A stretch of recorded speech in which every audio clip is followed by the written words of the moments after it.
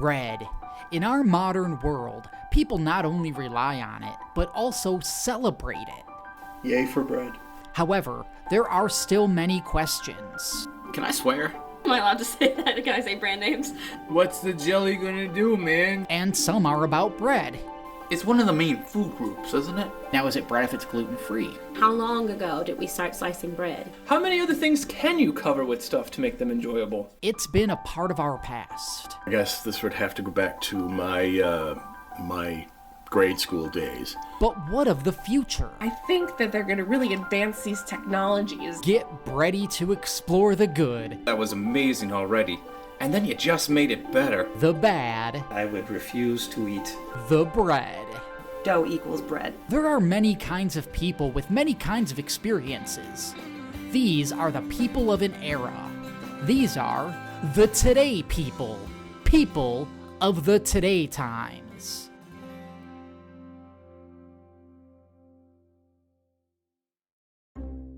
As a food-eating society, it's important to understand the relationship and experiences people have with bread, one of the most prolific foods we encounter. Oh, bread. Let's start. Bread is not only a food many of us consume, but also a word you're likely to get sick of hearing in an hour. A word which also makes people think of other words that aren't that word.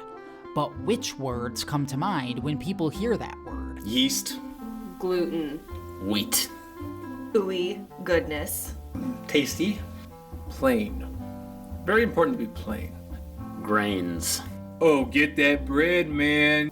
Comfort. Airy. It's just delicious. It's homey. Butter. Science. Because bread making truly is scientific. It's one of the main food groups, isn't it? It's part of breakfast, part of a nutritious breakfast, actually. Nutrients. Healthy. Carbs. Unhealthy. Getting hungry now. Panera. Am I allowed to say that? Can I say brand names? Bread is really, can be your best friend if you allow it to be. But it always comes back to bread because bread is dough, and dough is short for, is long for dope. You know what I'm saying? It's just good. Bread's just incredible. Yay for bread. A single word is a slice of a thought. So let's take the fresh, hot loaf of knowledge from the oven and dig in. I love bread. Bread is a perfect food. I enjoy it very much when it's fresh and when other people make it for me. It's better than most things, except cake. I feel like it's such a positive thing to have. It makes whatever you eat taste better. It's just good. It's just good. I really, really enjoy bread. I don't think you understand the scope of which bread is important to me. The thing about bread is a cat rarely knocks anything off of a slice of bread, so I think it's fairly cat-proof. You go to a restaurant and they have free bread, that's immediately a great restaurant. I like that there's a science to it. I like that, the way you knead the bread is creating strands of gluten that are making the bread be what it is, and if you don't knead it properly, it won't work right. And just like a piece of buttered toast or warm bread with butter, there's nothing better than that. I would only like bread as a snack, and it turned out that I was very bland. And now I find myself to be far more interesting. I've moved on to wheat toast. It's an incredibly large leap for myself. Bread is the greatest thing since sliced bread, man. It's like the craziest thing. I eat it with everything. It's a damn good thing. It's the best thing since Betty White. That's for damn sure. Well, in every movie, somebody has to come home with a baguette sticking out of a bag. I think that's a law. Even people who say they don't like bread, I think they're lying. I think they do like bread. They probably just can't have it and it hurts their soul. I mean, it's what it got society together, right? It's the first thing we grew, grain, and we just threw it on the ground and just what came up. Let's eat it. It's warm and crusty, which is not a very good thing to be unless you're bread. In fact, biblically, bread is one of those things that has always brought people together, no matter what kind of bread it is. And though I may never, ever use the yeast in my cabinet to make bread, I would encourage any and everybody to try said things so that I can eat it. I wake up, go to the cupboard, take out the bread, peanut butter on one side, peanut butter on the other side. Forget the junk. You don't need it. If you're really looking to start your day right, throw a banana in there. It's awesome. Grill it up like a grilled cheese. A feast for a king. In the Venn diagram of bread and negative things, they're like two separate circles. I love bread. I also have a theory that just about everything is bread, if you really think about it hard enough. Like, pasta is really just like hard bread that you have to boil. You know? It raises the question, what is bread? What is bread? An intriguing question indeed. Dough equals bread. This has been the Today People. Though to others, it's not so simple. Now, is it bread if it's gluten-free? That's an interesting thought. And the answer is yes, it's still bread. But that was an interesting question because some people might not know that. If you put filling in it, to me it's not bread anymore because it's getting a little too fancy. So I'm not gonna cinnamon rolls. That's not bread anymore. That's a pastry.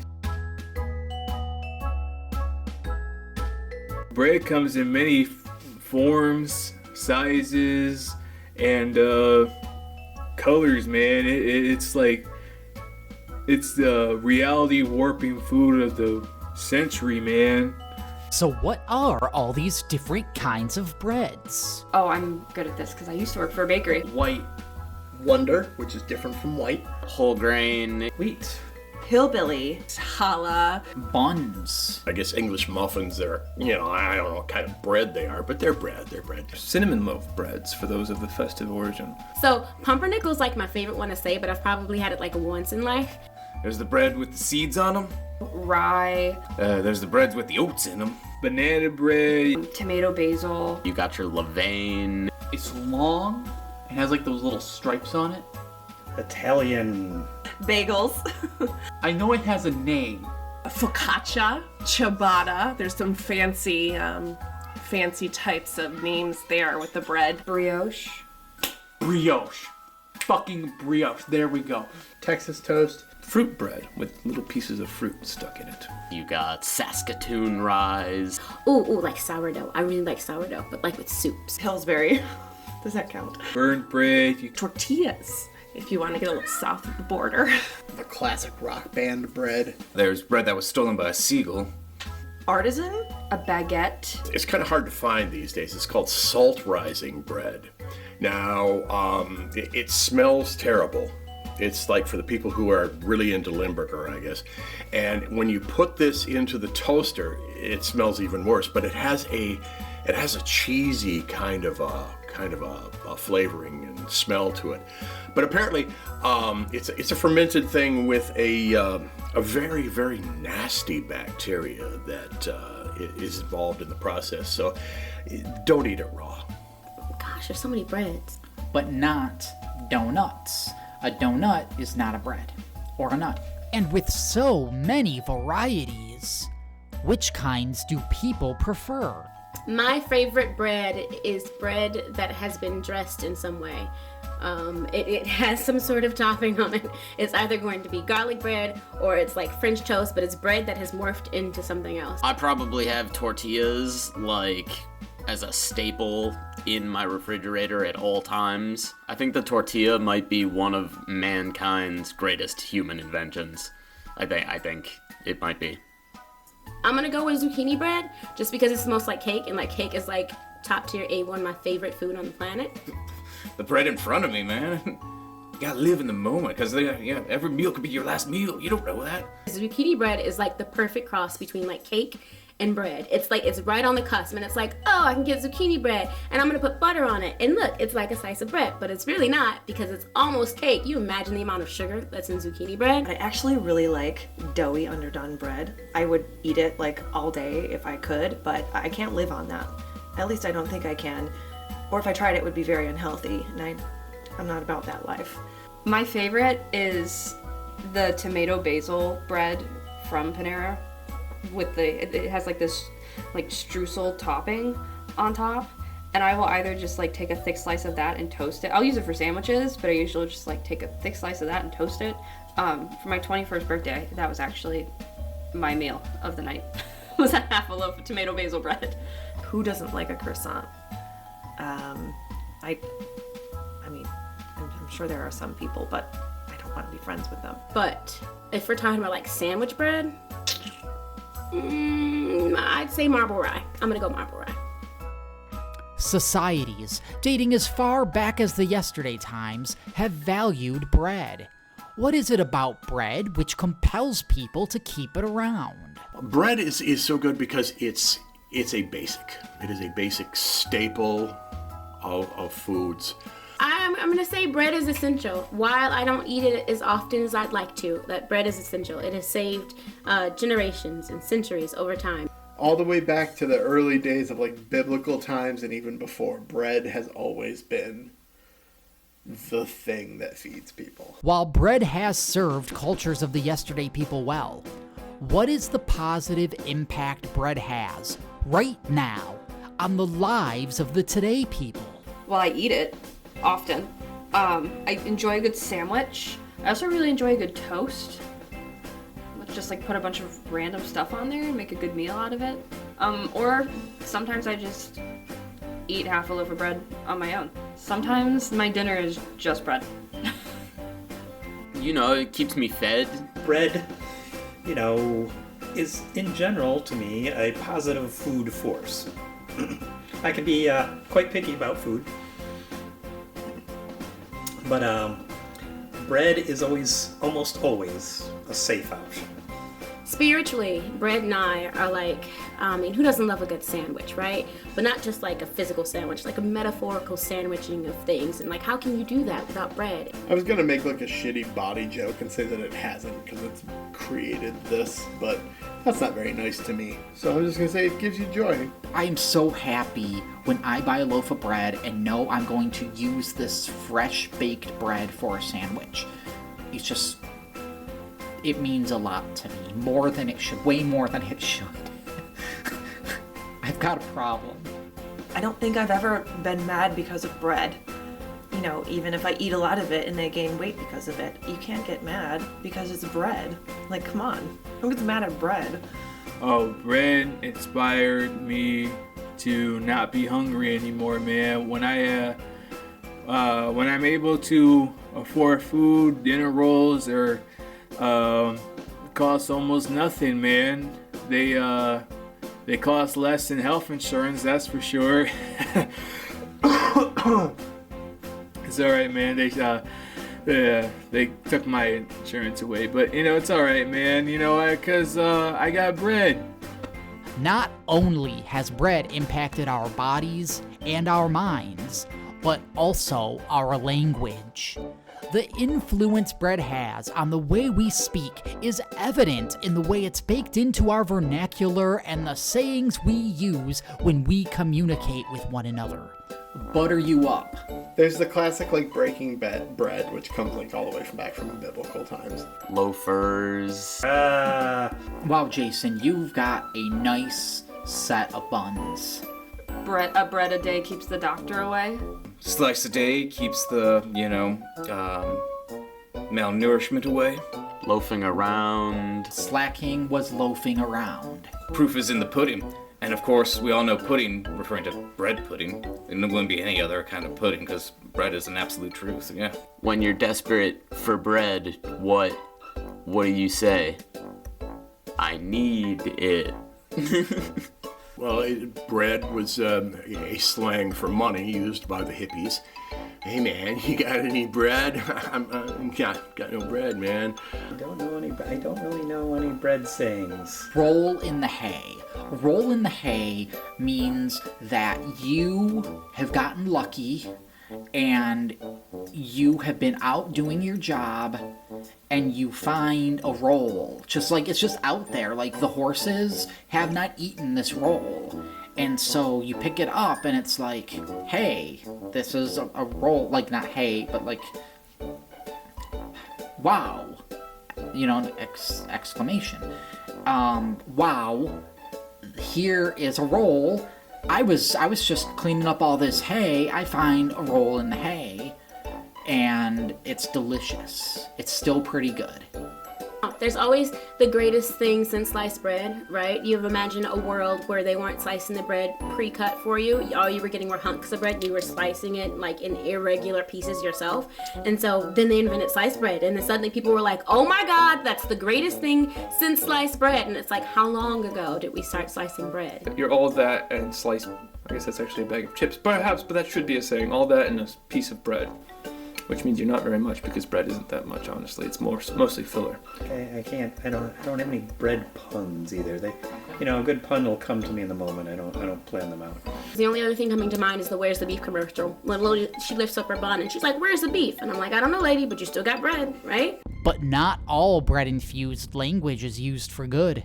Among its more controversial uses are how it's been co-opted for nicknames and mockery. Well, because my name is Riley, people call me Rye Bread often. They called me Doughboy, and I was overweight, and I ate a lot of bread, so I'd be called Doughboy sometimes by people who are unpleasant to be around.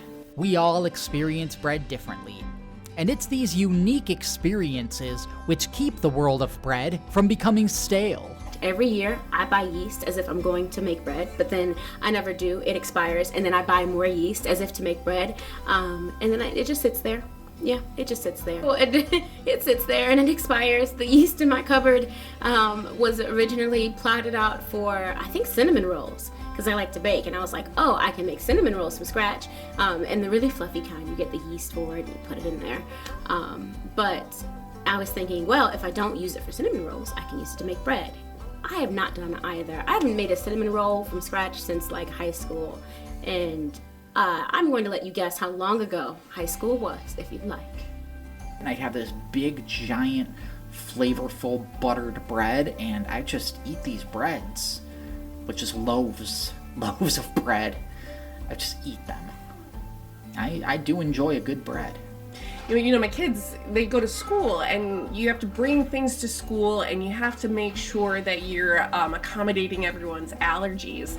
And so having good, gluten-free options, wheat-free options, sometimes it's probably eventually going to be bread-free. There's so many restrictions for all the allergies. There I am. I'm with my bread, man.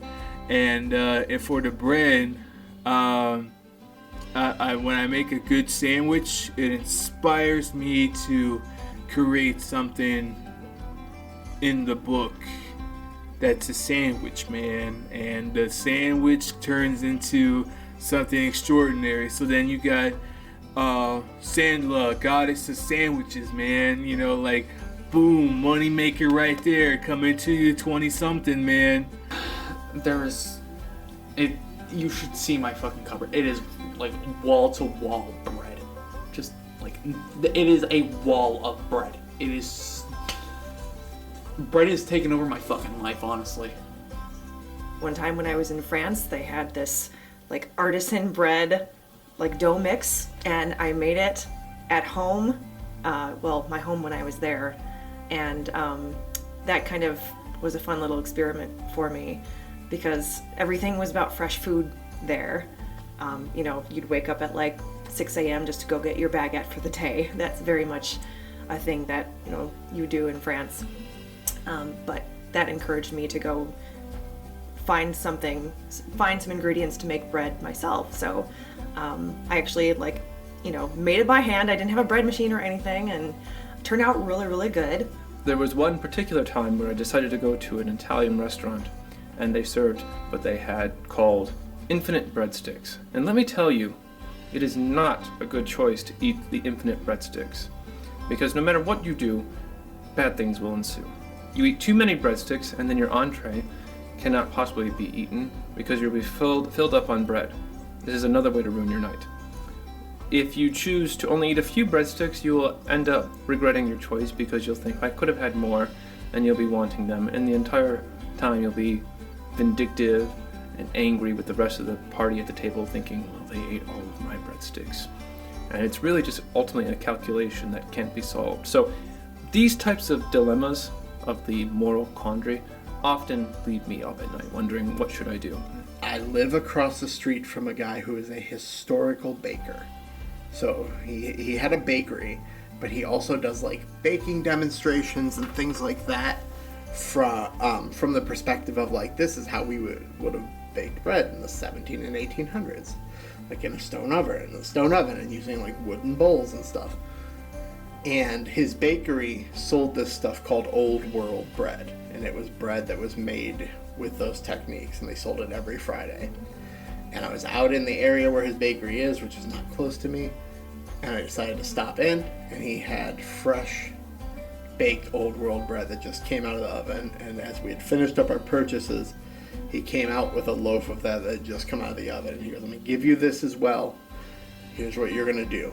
When you get into the car, just break it in half like a caveman and just kind of stick your face in it and eat it. Don't slice it, just rip off hunks of it and eat it. No butter, no nothing. And it was the best bread I've ever had in my life. And I took the other loaf of it home that I bought and made grilled cheese with it, and it was one of the best grilled cheese sandwiches I've ever had in my life. There's no question that the time spent with bread in our formative years has had an impact on how we see bread today. Looking back on these moments is as if we're following a trail of breadcrumbs through time to learn a bit more about ourselves and each other. Every time I had breakfast, I would make sure to have wheat toast.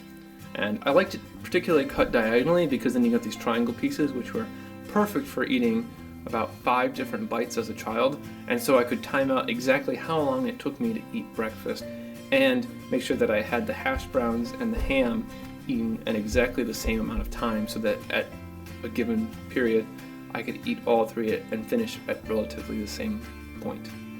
Which means that I spent far more time calculating it out than I did enjoying the meal, but at least I know exactly how long it takes to eat a hash brown, ham, and wheat toast breakfast.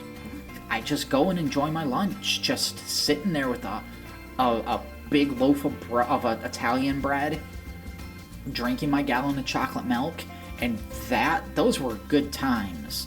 My grandma used to make these things called surprise sandwiches, and she had a sandwich press that would you put the bread with the filling of whatever you wanted, and you'd close it, and it would make these sandwiches that were sealed around the edges, so you couldn't actually tell what was in them. So she would make us lunches called surprise sandwiches, where she would make 6 different types of these sandwiches that were sealed closed, cut them in half, and you couldn't tell what they were, and you would just take one off the tray and put it on your plate, and you'd find out what was in it when you bit into it.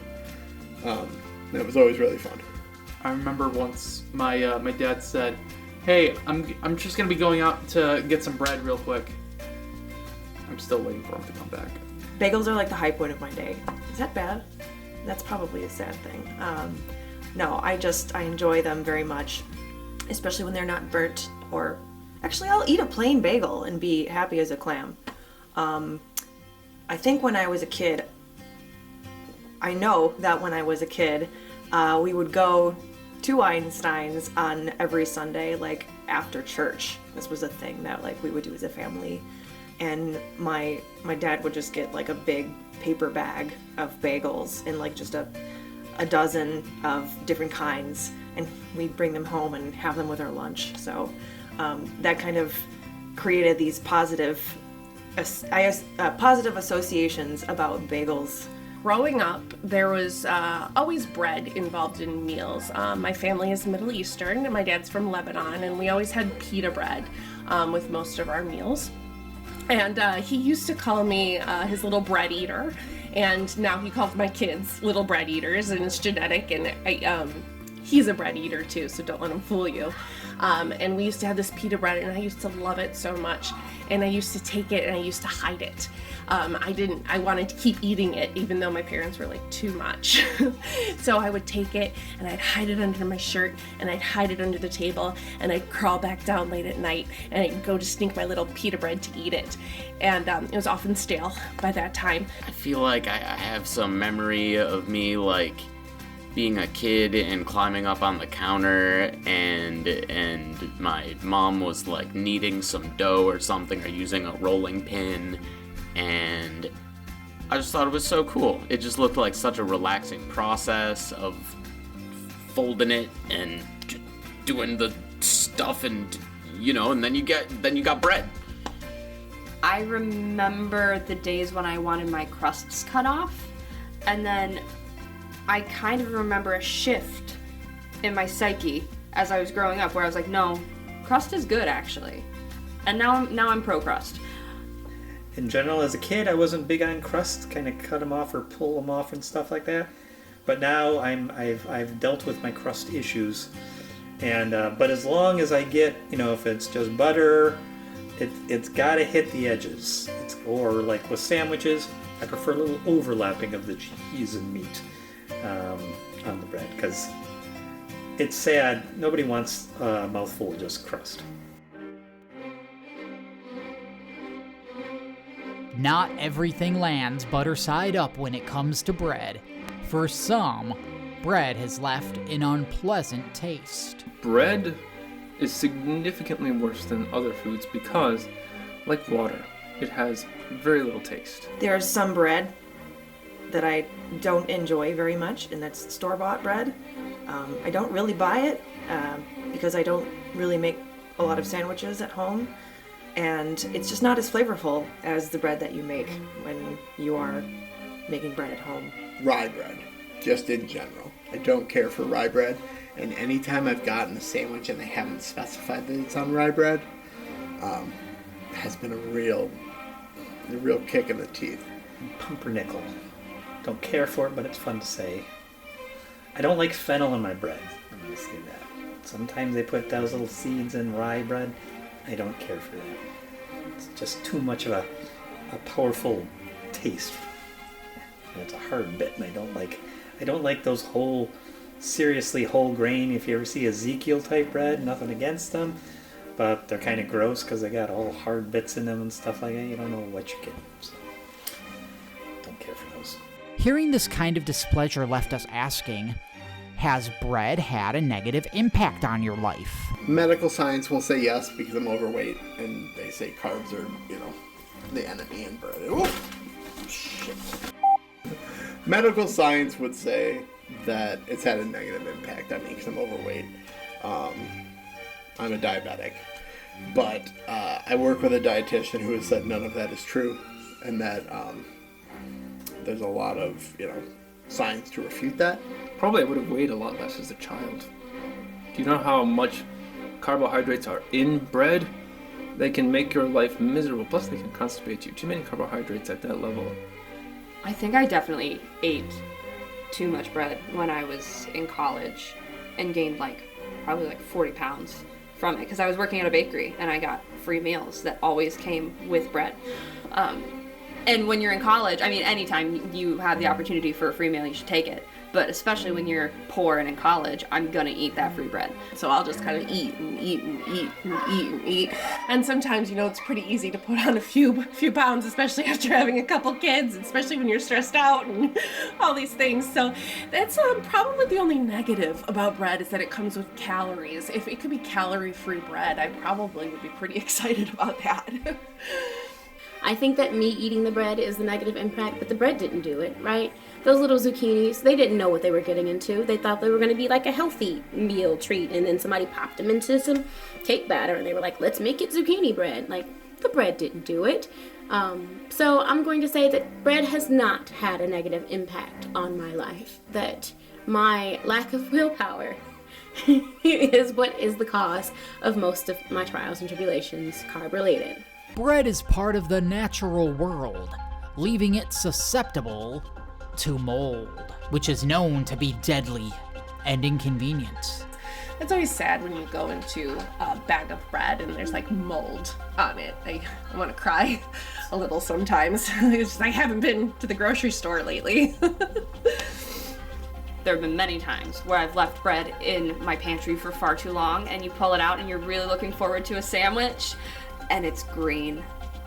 And I think that's the most heartbreaking thing that can happen to a person. Yeah, brown peanut butter, purple jelly, and green bread, man. It seems like a magical, colorful taste, but it's not, man. It's really not. Apparently, bread goes bad. It betrays you, man. And it doesn't even let you know, man. Well, unfortunately, we didn't live in the best apartment, so we had to scrape the mold off the bread. Made some pretty funky French toast. But it was alright, we lived. It's become clear that the ways bread can disappoint people are abundant and varied, and they don't stop at mold and carbs. I guess this would have to go back to my grade school days, when lunches that they served you were basic, kind of boring white bread with, a little bit of peanut butter on it. Not enough to make it exciting, but just enough there, and no jelly. So I don't know if the bread necessarily disappointed me there, or it was the school system in general. I get freaked out if my bread gets soggy, because it gets cold and clammy and slimy, and I would refuse to eat whatever it. So if you had bread with like dinner or something like that, and it was juicy running around, or a stew, which some people actually scoop up the sauce with bread, which I'm against, because again, it's the bread soggy. Don't like that. Don't like that at all. I'd probably say that this might be a little blasphemous, but I will say, growing up Catholic, communion, little disappointing. In my lifetime, there have been a lot of anti-bread movements. When I was in second grade, I had a teacher tell me that the bread I was eating would give me cancer, and I got scared to eat bread. I don't know if that's true, but I don't think I have cancer yet. I might. There are some spots on my body I need to get checked. If bread didn't exist, I think I would be far happier. I wouldn't have had to eat a hamburger that I didn't like when I was 8, and I could have had something more interesting as a snack when I was younger. With such a case made against bread, one could assume its legacy would end here. But what's keeping bread in our homes? Butter, jelly, and all manner of spreadable things, when combined with bread, have created an explosion of possibilities. I have more thoughts on this than a normal person should. Can you name any other food where you have to cover it with so many things to make you enjoy it? I'm interested in your response. Tell me, how many other things can you cover with stuff to make them enjoyable? No, I'll wait. Most of those do fall into a bread-like category of some variety. It screams for something, whether it's butter or peanut butter or jelly. I love spreads. I just love a good spread. I love the butter that you can spread. The spreadable kind is delicious. Oh my gosh, my grandma, when we would go to her house, as kids, she would have, I don't know if you know Country Crock, that brand. You can get like margarine in like a bucket. When the spread meets the bread, that's just when that's what you strive for right there. That's a luxury. Top tier is putting butter, cinnamon, sugar, and then lightly toasting it in like the broiler of your oven, or if you have a toaster oven, that works too. Like, those are the things you spread on bread. Melted butter on bread is just about the greatest thing you can do. And there's so many awesome utensils you can use. There's an entire knife dedicated to just butter on bread on its own. You better get bready for my spready. Spread the butter on the bread with the machete. I don't know health department wise what I should be doing with my butter, but I never put it in the fridge once I'm opening a stick of butter. It stays on my counter on a butter dish. because I like my butter soft. When I spread it, I want it to melt. Like I like butter soft enough that if it gets close to a hot piece of bread, it starts to melt before it actually touches the bread. Oh, you have to have soft butter. The worst thing is trying to spread cold butter on toast and then it like flakes or rips your toast. And don't even try it on non-toasted bread. It's not gonna happen. So it has to be like softened butter. And when it's too hard, it might tear the bread. You know how that goes. So I have to be very specific about toasting it, but not toasting it too much because you know how kids can be kind of picky. And we're running out of time. We got to get to school and I got to get to work. And I'm like, please, for the love of God, just eat the bread. Spreading things on bread is very pleasurable. But it has to have uniform and consistent coverage. And it's got to go all the way to the crust. It's kind of like a balancing act because you don't want to put too much on there, but you also don't want to add too little. Here's a thing that I have found. It's a very scientific thing. Making a peanut butter and jelly sandwich, okay? You make sure that the peanut butter is all around one certain slice of that. It's got to be all the way to the edges. Then you take your jelly and basically kind of mix that into the center and everything like that, and then you press down all the sides, and that peanut butter locks that other piece of bread in, and then your jelly doesn't fall out on your lap. Oh man, peanut butter and jelly, man. That's like the two golden gods right there, man. You know, it's like, oh, it's so good, man. Especially when they go together, you gotta make sure you get all the edges too, man. Because when there's like a big splotch just in the middle, it tastes kind of funny to people, man. My wife certainly thought so. I should have listened to her, man. You know, I should have did the edges like she said, and who knows, maybe like it would have been like Jerome Who, not Santi Who. And anyway, bread, you gotta spread it all around, man. You can even do butter. Spreads have allowed us to bring new flavors to bread. But what about changing the bread, even after it has been baked and in your home? A change which could improve the very nature of bread itself. Toast. Something warm that pops out of the toaster. Toast, I think, just opens new horizons with bread because bread on its own is great, but then you just bake it a little bit more and it's on a whole nother level and creates this whole other field of food to be explored. You put it back into the oven. You took the bread, you put it back into the oven, you made it warm, you probably put butter on it. Like, toast is beautiful because it's firmer, right? It's firmer bread that you can use to scoop up like all of the eggs on your plate and like whatever else is just sliding around. Like if something else escapes you or it's too wet, because like who likes super wet food? I don't know, not me. But bread is a great equalizer and a great way to balance out all of that eel wet, whatever it is. Don't be giving me wet eggs, by the way. You took something that was amazing already, and then you just made it better. The bread was already baked. This is twice baked bread. You know how many things taste better when they're twice baked? I don't.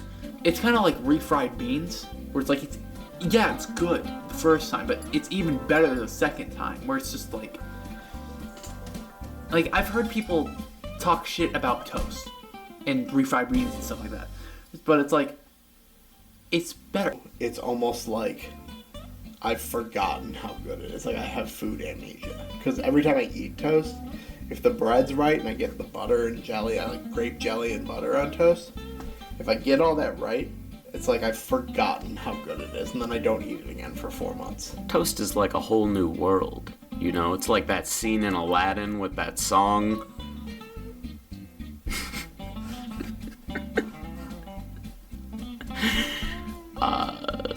It's pretty crunchy too.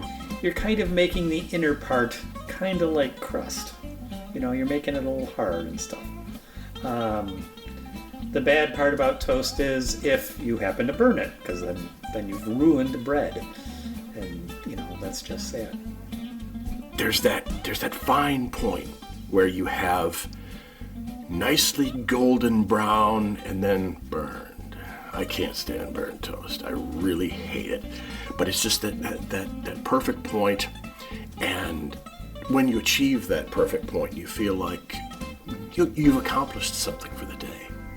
I would highly recommend everyone go home, or go to your fridge, go to your cupboards, grab your bread, and toast up 6, 8, 10, 12 pieces, and butter it up, and you're gonna have a very good experience. With toast being such a beloved and welcome change, people need a way to create this delectable treat at home. Enter the toaster. Let me tell you about toasters. Toasters are a gift like fire from Prometheus to the people from the gods.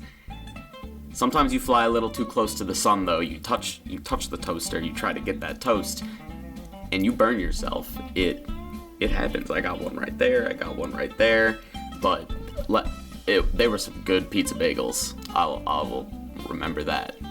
I was that person that would take pieces of foil and put it on top of a toaster so that I could heat things up because they wouldn't go inside the toaster because that's dangerous. I learned that the hard way when I was younger. We're not going to mention to my dad, sorry dad, about how I took the toaster apart because there were things in there that should not have been. Have I stuck a fork in the toaster? Yes. I have definitely stuck a fork in the toaster. Have I stuck a knife in the toaster? Yes, I have stuck a knife in the toaster.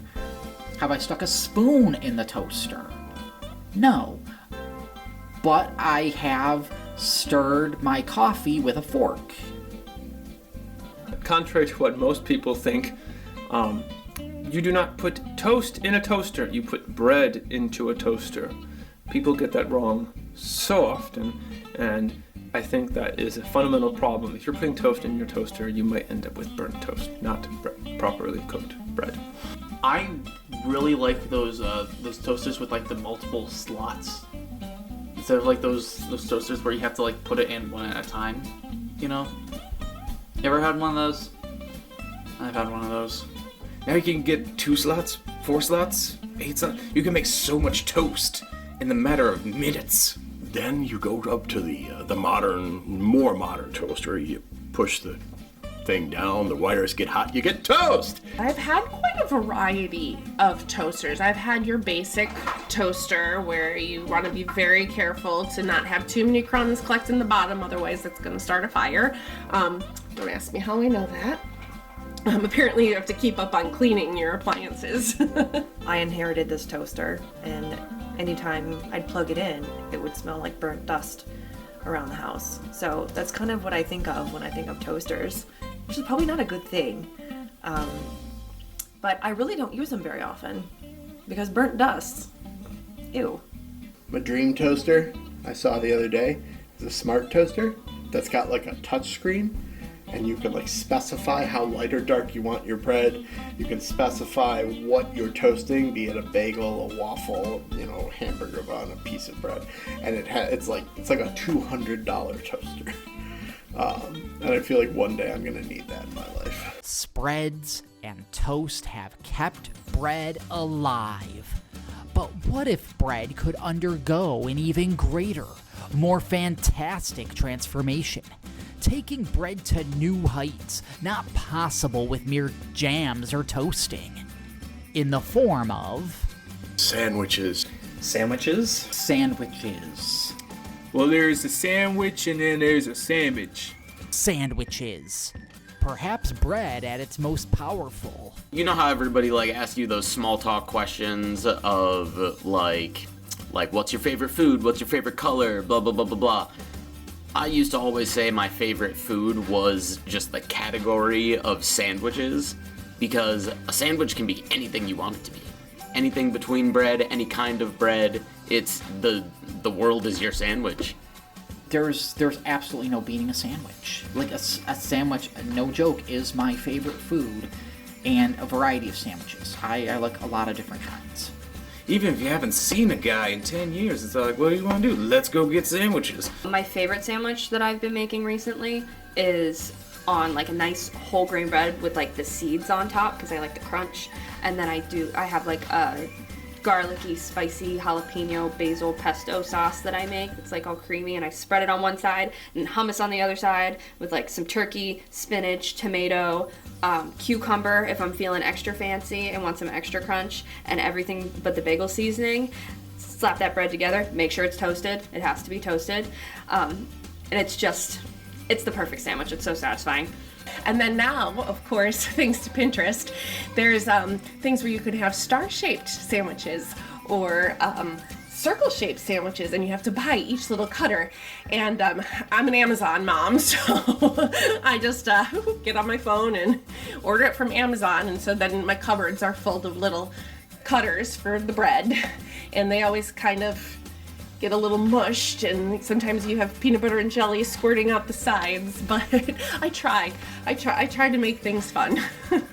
American cheese is not cheese. Velveeta is not cheese, and if you're gonna make a sandwich, don't abuse it by putting fake cheese on your sandwich. It's kind of like a class system in an RPG, you know, where it's like, okay, so this bread can do these things with this kind of meat. You know, it's like something like that. Rye is like the perfect sandwich bread because it's got enough crust to be interesting texture, but it's not too tough where you're fighting the sandwich. You don't want to do that.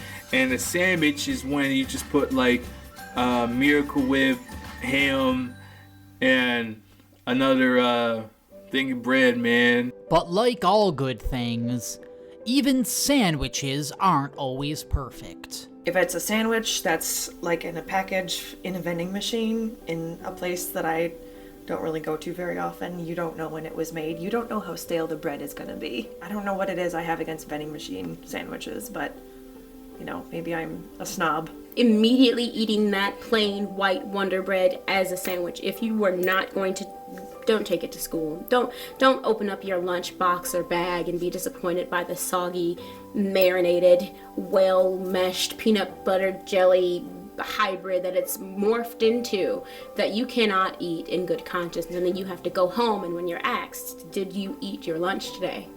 Yep, I sure did. I ate something. It just wasn't that sandwich. Thanks, Wonder Bread.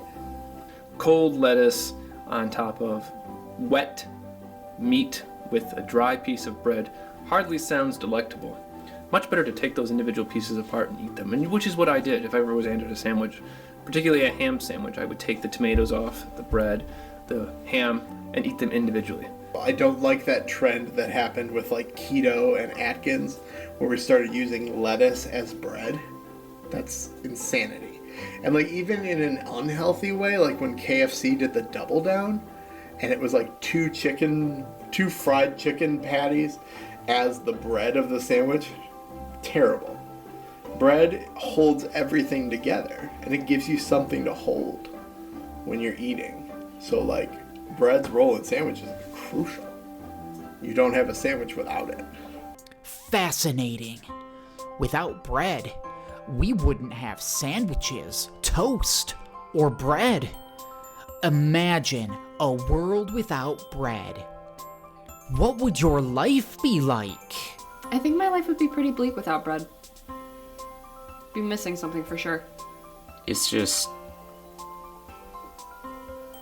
I don't wish that on my worst enemy. Oh man, I couldn't imagine without it. Without bread, where would my turkey go, man? Where would my peanut butter go, man? Would I just dip it with a banana, with an apple, man? No, it's terrible, man. You know, like what's the jelly gonna do, man? Just gonna eat it with a spoon? Oh man, you might as well ask what your life is like without sunshine. Sad. It'd be pretty sad. I wouldn't have that delicious carby experience. I don't know what I'd eat if all bread products were eliminated. Coleslaw. I would have tried coleslaw a lot sooner. I blame bread. I'd probably have a lot more money. That's for damn sure. Skinnier. Probably a lot skinnier. Sadder, too. I don't know if I could go on in a world that did not have bread in it. I mean, how sad would we be? Fortunately, bread is still with us, for now. But what about the tomorrow times? What about the future of bread. The future's good. It's bright. So bright they gotta wear shades. I think the future of bread is strong. I think artisan bakeries are becoming a real big thing, and I think people are making new and interesting flavors of bread. In the future, bread's always going to be there. It's always going to be the thing that brings people together, right? You give people a loaf of bread. I don't think people will know how to cuddle if there weren't bread. Like, where would you find examples on how to sandwich yourselves between things without bread as an I don't know. How? I think we have enough preservatives in our bread to keep bread around for a very long time. I think bread is going to be around for as long as there are humans, or until things like wheat and etc. can't be grown because of the climate crisis. I think that they're going to really advance these technologies, and I hope more and more there's going to be safer breads, more delicious breads. I'm always looking for a good gluten-free roll from my father-in-law. He has the celiac disease. The industry and the businesses, they go back and forth. I think they kind of like keep each other evolving in a kind of way, like one-upping each other, the bread and the pasta game. You got your rice too. When we start talking about rice and risottos, I mean, that it's a whole world out there. Could you imagine a world where potatoes replaced bread? You take a potato, cut it in half, and you smash ham, cheese, lettuce, and tomatoes in between the potato. That sounds actually interesting. Make little hors d'oeuvres of potato sandwiches. Then you have potatoes and tomatoes, potato-tatoes. I'd give it a try. Many things are going to be coming from the pure inspiration of wheat, man, and there's just so much that you can do with it, and there's just more yet to come, man. It's a beautiful thing, man. It is our new overlord. Like, it is slowly taking over. It's corrupting our minds. It's in our water supply. I think the bread industry is doing pretty well. We had that whole period of time where everybody was making focaccia in their home. So I think things are looking pretty good. They're looking great in my house. We have a bread maker now. That's a new addition. So for me at least, the future of bread is looking up. The future of bread is rising. There's your pun. There you go. See what I did there? See, no, rising? You didn't? Okay, you're nodding now, so just want to make sure you got it.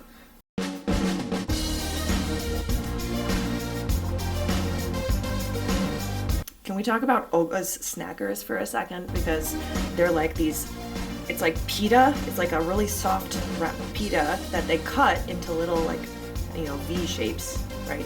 And then they might like cook them a little bit, but they're really, really, really, they're seasoned and they're soft. And the dip that they serve the Snackers with, it's like this